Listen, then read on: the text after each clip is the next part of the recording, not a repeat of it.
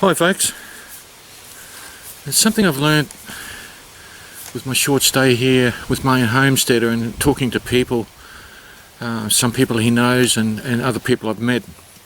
And it's something we really don't sort of consider in Australia, is dietary requirements during the winter months here.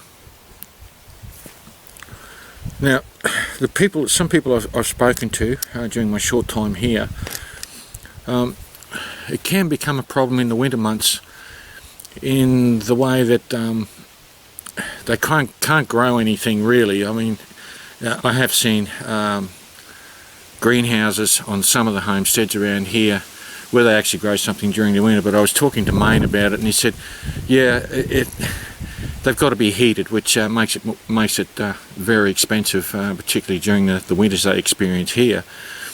So it brings you back to the point of what do people do to meet dietary requirements, vitamins and minerals during the winter months here. And for the most part, the people I've met are the basic, everyday stand-up people, homesteaders that are, in preparation for winter. They're growing a lot of their own stuff, be that fruit and vegetables. Some of them have livestock, and they're canning and preparing and preserving these in various ways to carry them through the winter. But sometimes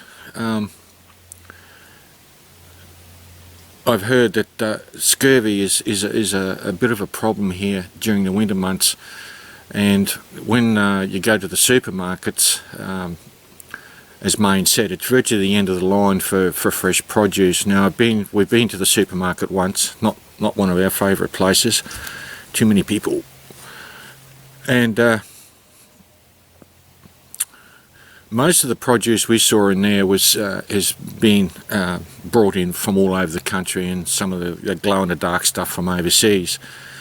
Meat prices, according to Maine, are increasing. It's getting quite expensive, and a lot of people do hunting to put meat on their table. So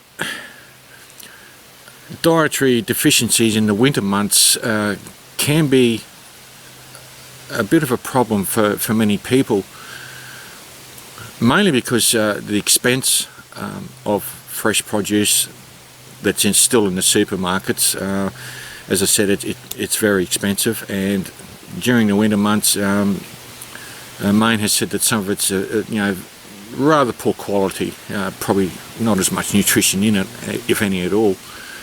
So it's something I've learned here, and in addition to that, they have very low sunlight during the winter months, and you've got to get out there, and your human body needs vitamin D from sunlight. But for many of the people I've spoken to in my short time here, that they take dietary supplements in the ways of vitamins and minerals, good quality stuff too. So it's one of those things that, yeah, sure, we do have dietary problems back home in Australia, usually associated with people living off junk food and that sort of thing, and you find that anywhere. But it's more critical here during the winter months to keep your dietary requirements virtually at full throttle. And again, I said it's something that I've learned. It's something that we don't really consider back home during our seasons,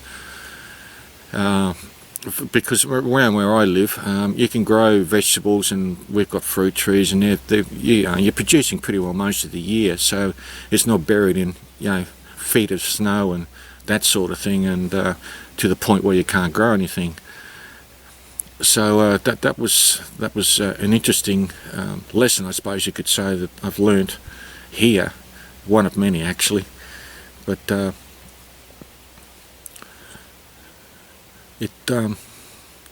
something I never really thought about. So there it is.